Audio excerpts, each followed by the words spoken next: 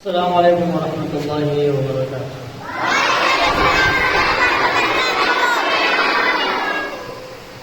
جی کل آپ کے سامنے حضرت ابراہیم علیہ السلام کا قصہ شروع کیا تھا۔ ابراہیم علیہ السلام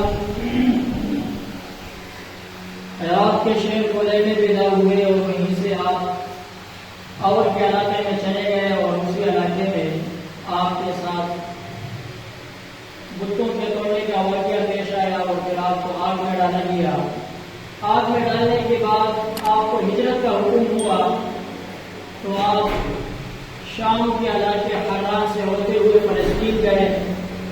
اور پھر فلسطین سے آتے چلتے ہوئے آپ مصر گئے اور مصر میں ابراہیم علیہ السلام نے حضرت حاجرہ رضی اللہ تعالی عنہا سے شادی کی جو کہ مصر کے بادشاہ کی بیٹی تھی۔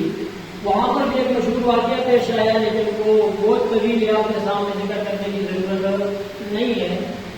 حاجرہ رضی اللہ تعالی عنہ سے نکاح کے بعد آپ پھر واپس فلسطین آئے اور فلسطین میں آپ نے اپنی ایک بیوی حضرت سارہ رضی اللہ تعالی عنہ کو وہیں پر چھوڑا اور پھر فلسطین میں بنی اسرائیل کی نسل ابراہیم علیہ السلام کی اولاد حضرت سارہ رضی اللہ تعالی عنہ سے چلی ہے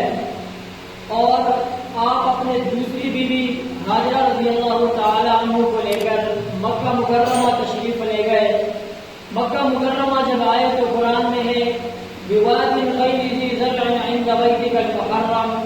ایسے وادی میں آئے کہ جب وہاں پر زراعت نام کا کوئی شے نہیں، نہ وہاں پر پانی ہے، نہ وہاں پر کوئی پودا ہے، نہ سبز گھاس ہے، نہ وہاں پر کوئی کاشتکاری کا نظام ہے، نہ وہاں پر کوئی لین دین ہے، کوئی کاروبار ہے، کچھ بھی نہیں ہے،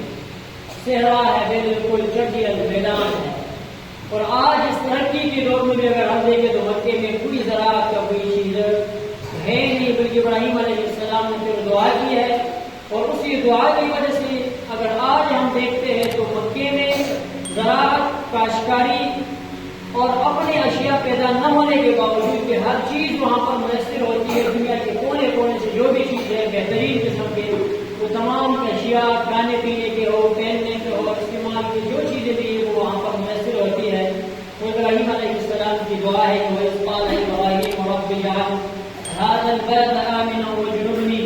وَبَنِيَّ أَن نَّعْبُدَ الْأَصْنَامَ رَبِّ إِنَّهُنَّ أَضَلَّنَ كَثِيرًا مِّنَ النَّاسِ فَمَن تَبِعَنِي فَإِنَّهُ مِنِّي، مکمل رکوع ہے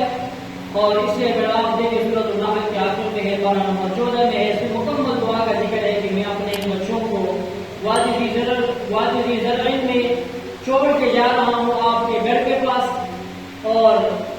پھر آپ ہی ان کے سہارا بنے۔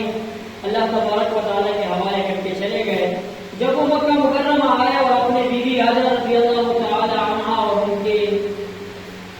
بیٹے اسماعیل علیہ السلام کو وہیں پر چھوڑا، چھوٹے بچے تھے اس وقت، تو پھر پیچھے سے اونٹنی پر بیٹی حاجرہ رضی اللہ تعالی عنہا اور آواز دی کہ آپ ہمیں چھوڑ کے کہاں جا رہے ہیں؟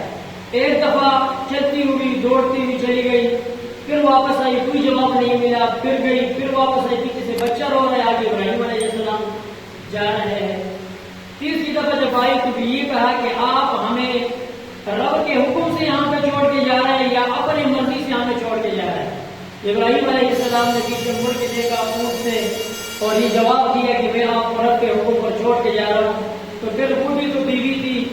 نبی کی بیوی تھی، ان کی بھی تو ایک امتحان تو تھی، لیکن ان کا دل جو رب نے دیا ہوا تھا آزمائش، تو وہ پھر اس نے یہ جواب دیا کہ اذن لا اطیعہ، اب ہمیں آپ کا رب اور ہمارا رب اب ہمیں کبھی ضائع نہیں کریں گے، اب آپ جا سکتے ہیں، اگر یہ رب کا حکم ہے تو ابھی آپ جا سکتے ہیں۔ تو یہ وہاں پر دوڑتے ہوئے آئی بچے کے پیچھے، ابراہیم علیہ السلام کے پیچھے۔ تو آج بھی صفا اور مروہ کے دوران جو ہم دوڑتے ہیں وہاں پر صحیح کرتے ہیں، کوئی آدمی حج پہ جاتا ہے، عمرے پہ جاتا ہے، اگر وہ وہاں پر صحیح نہ کرے تو اس کا حج نہیں ہوتا، عمرہ نہیں ہوتا۔ یہ ابراہیم علیہ السلام اور حاجرہ رضی اللہ تعالی عنہ کا یہ دوڑ، اسماعیل علیہ السلام کی یہ چیخ و پکار کہ رب کو اتنی پسند آئی کہ رب نے اسے قیامت تک اس سے حج کا اور عمرے کا ایک اہم رکن بنا دیا۔ اور پھر جب وہاں پر رہی تو وہاں پر پانی کا تو کوئی چیز نہیں، کھانے کے لیے کچھ نہیں، تو پانی کے تلاش میں کبھی ادھر کبھی ادھر کوشش کرتی جا رہی ہے، بالآخر رب کی طرف سے حکم آتا ہے، رہنمائی ہوتی ہے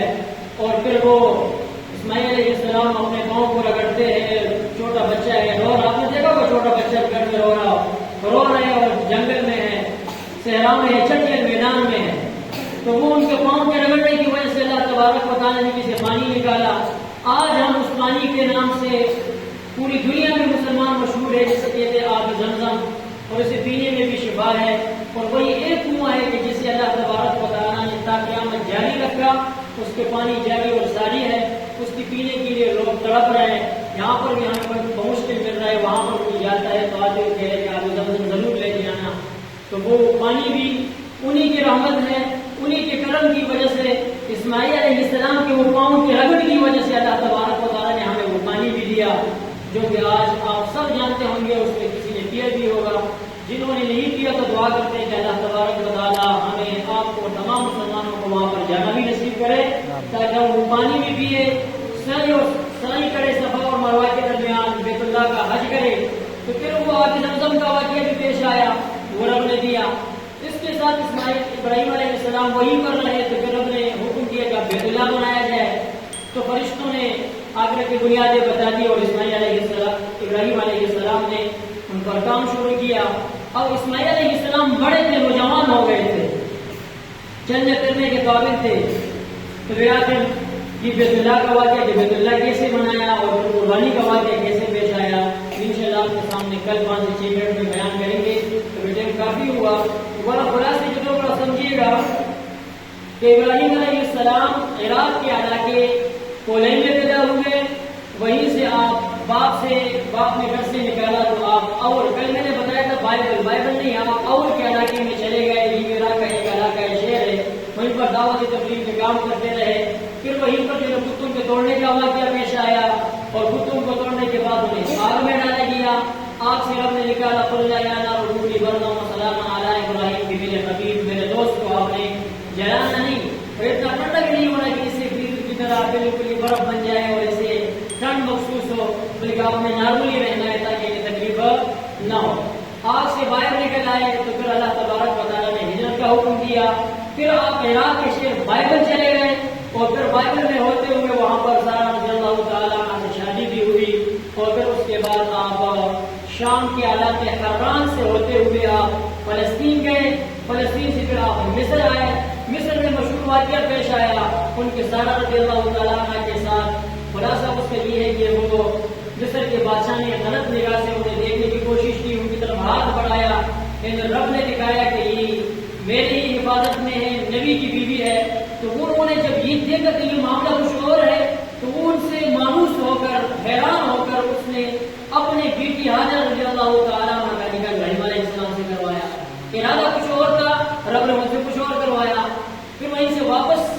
جب آئے فلسطین کی طرف، تو سارا رضی اللہ تعالیٰ عنہ کو فلسطین میں چھوڑا، تو اسی سے بنی اسرائیل کی نسل ہے، اور حضرت رضی اللہ تعالیٰ عنہ کو لے کر آپ مکہ مکرمہ آئے۔ مکہ مکرمہ میں آب زمزم کا واقعہ اور صفا اور صحیح یہ جو میں نے آپ کو بتا دیا۔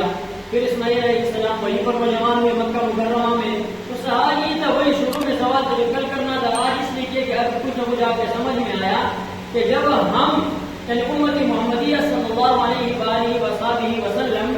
اسماعیل علیہ السلام اور ابراہیم علیہ السلام کے اولاد میں سے، ہم اسماعیلی، ہاشمی، قریشی، اسماعیلی اور ابراہیمی ہیں،